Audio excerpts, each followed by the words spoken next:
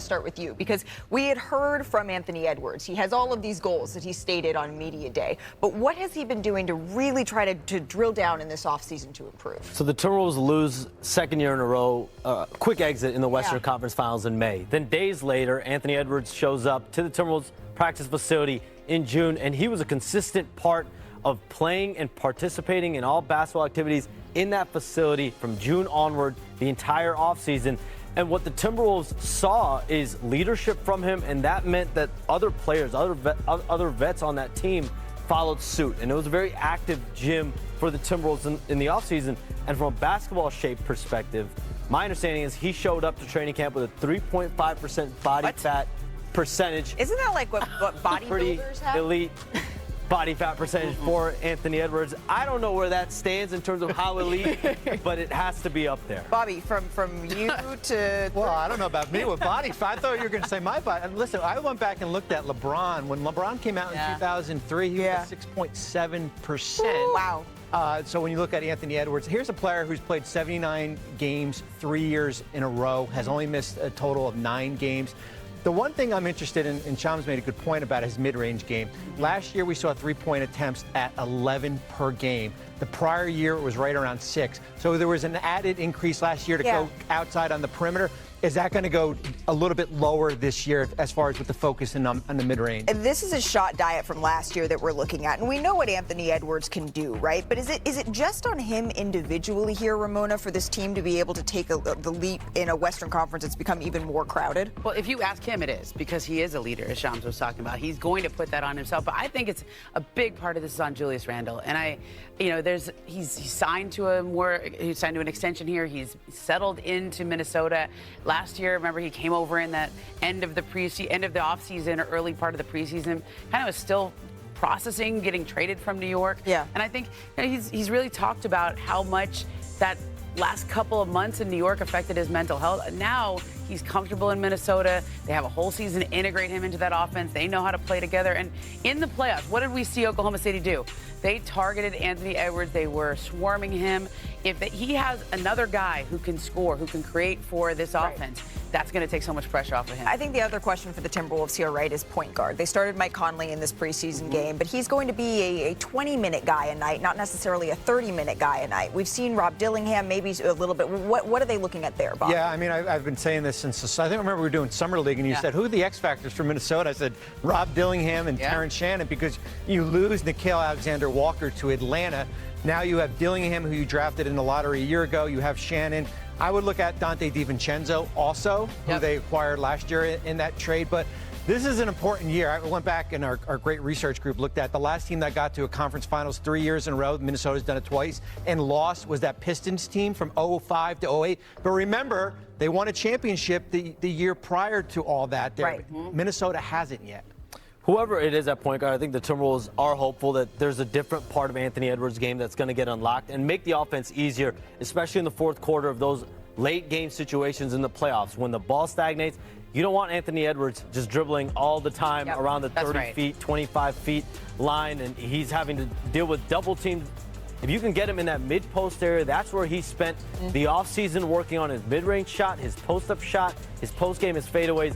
Michael Jordan, Kobe Bryant were his two inspirations this summer. He studied their film. I'm told he has an intermediary with Michael Jordan where he's getting advice from MJ as well on what he can do with his post-game. He spoke a little bit about it on Media Day. That's a pretty good person to be chatting with if you're trying to improve your post. I don't have that hook up on my phone. Yeah, picking up the phone and calling Michael. Who's that middleman? I want to know. Exactly. And can we maybe make an acquaintance there so we can get him on the phone? Hey, let's check out some of Tuesday's best preseason highlights because there were plenty around the league. Our NBA Today Big Three. Let's start with getting a look at one of the newest members of the Lakers, Marcus Smart, who our Dave McMenamin reported went through his most complete practice yet with LA. This is on Tuesday. That's how we capped things off, Ramona. That's like a Pilates drill that turned into a trick shot. That was amazing. You know what? Look at that. Look at that core strength. Core strength, really, to be able to get that in. And then coming in at number 2, Dalen Terry. This isn't Pilates anymore. This is the Chicago Bulls. Save the game. This emphatic block on Thomas Bryant. That's Asia Wilson-esque right there, sending it into the stands in the final seconds of regulation. So that checks in at number 2. The top play of the night, it goes to Johnny Furphy. If you all remember, right? Oh, we always He's been will on remember a this. dunking tour to start his rookie of the year, back to Here he Summer goes. League. Poor Noah Senge. Oh. The meme heard around the world. Don't worry, we're going to pause it for you. It was everywhere. No. It was everywhere. So it resulted in probably one of the funniest things we've seen this summer. And then during training camp, this is Furphy.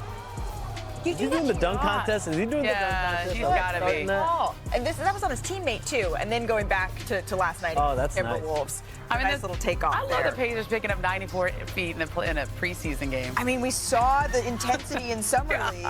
So clearly, Pacers fans, Look at him. Furphy's one to watch here. Brings it back. Oh, nasty. George goes to the house. Oh, my. Hello,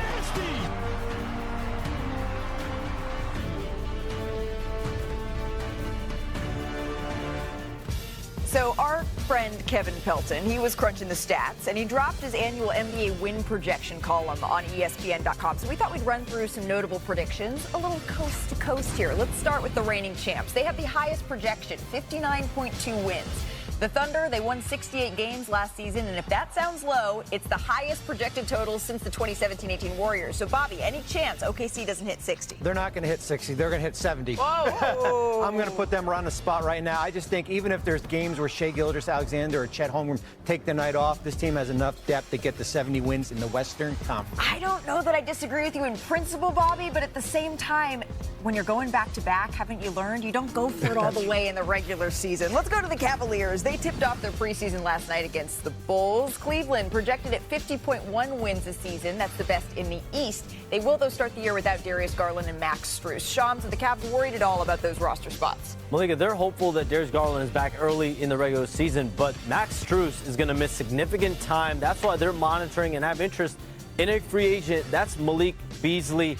He's undergoing and still is in an ongoing NBA investigation. 1 month into an investigation, we'll see if he's cleared. He needs that NBA clearance to be able to sign with a team, either the Cavs or elsewhere. All right, keeping an eye on Malik Beasley potentially for that roster spot. Now, the Lakers, they're projected at 45.8 wins. They won 50 last season, but according to Pelton, they only have 4 players on the roster projected to be above league average. That's the fewest in the NBA. So, Ramona, is depth going to be an issue for LA? It's always their issue, but the reason why they're always projected a little lower in Kevin Pelton's thing is because it takes 45 minutes to get from Los Angeles to Vegas. So there's always Laker fans going there and betting the over on the Lakers.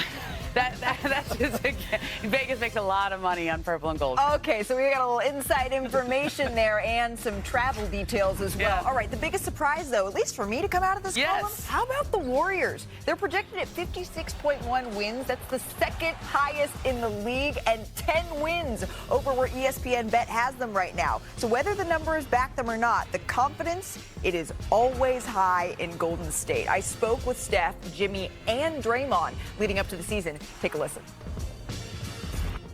It seems like whenever we talk about the Golden State Warriors, we talk about the phrase maximizing the end of Steph Curry's career. Do you think that the Warriors, even dating back to the Jimmy Butler trade, do you feel like that's what's happening here, is a maximization? I think you have a lot of cooks in the kitchen when it comes to what that actually means. I'm asking the chef. I know, and the idea of,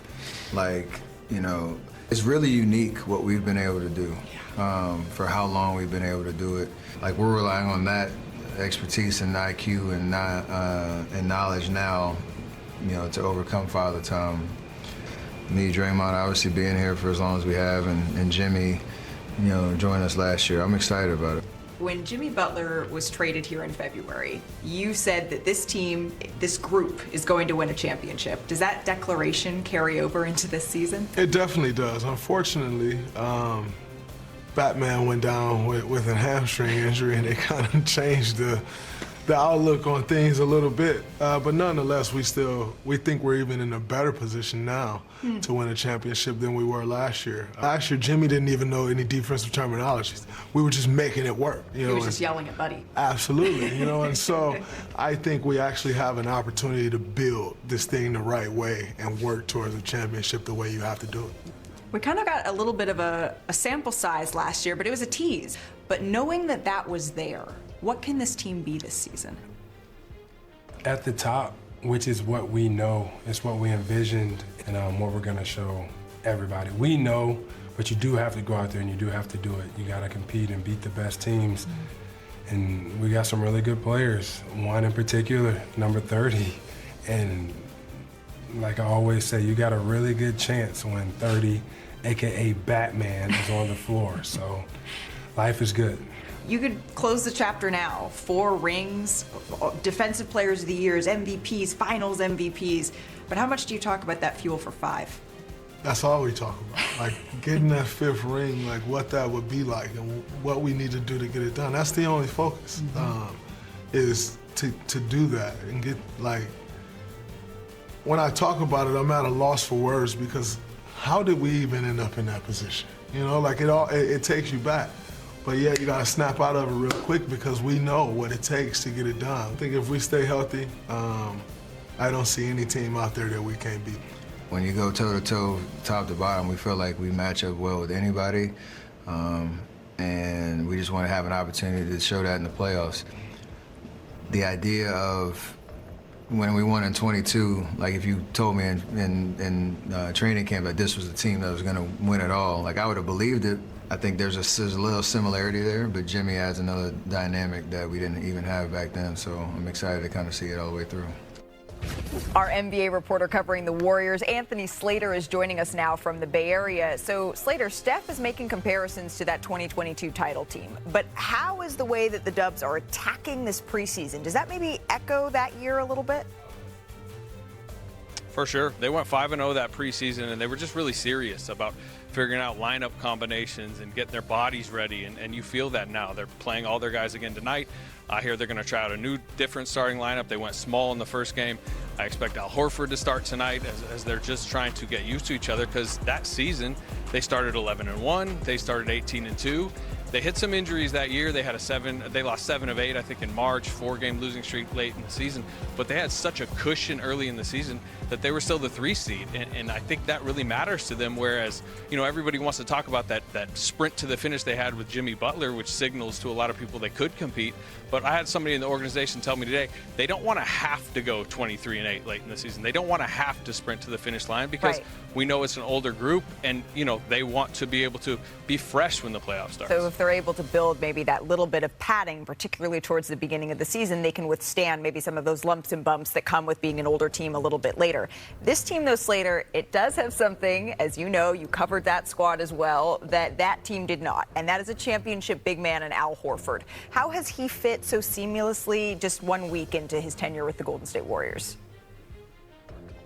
Really well, you know, and I've talked to a few people around the team about kind of the recruitment of Al Horford, and you know, Steve Kerr said by the time he talked to Al Horford this summer, you know, there was basically felt like there was a commitment that it was going to be the Warriors, and it sounds like the conversation with Steph Curry was the thing that may have got it over the finish line.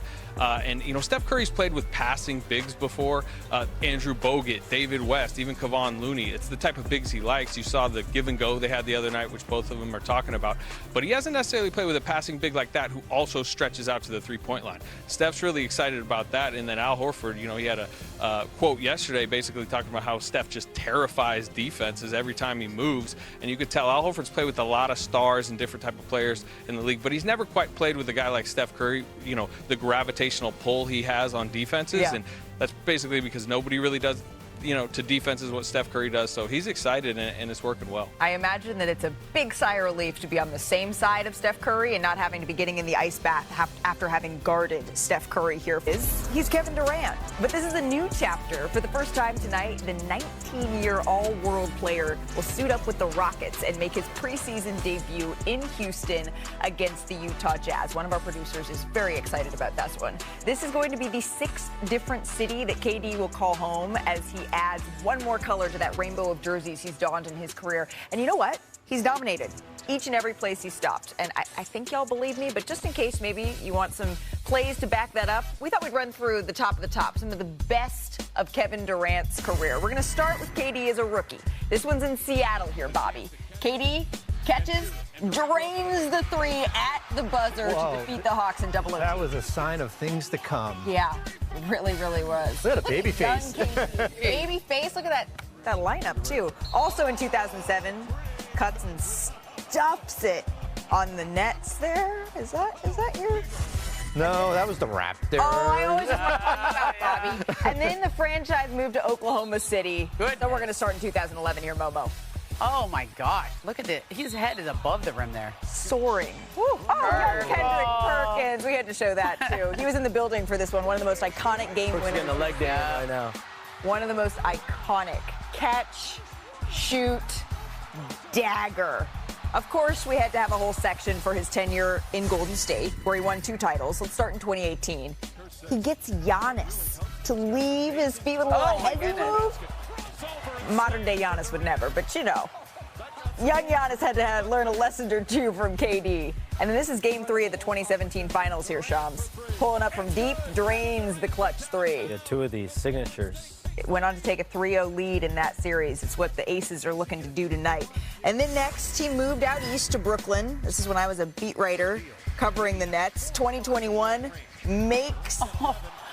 Torrey Craig touched earth. Look at that crossover, Momo. His toes were behind the line. First time I saw that, I thought he pushed off, then you watched it. Sorry, Nets fans. Nope, he just fell. Slide to the left. Daniel Gafford literally did the splits there.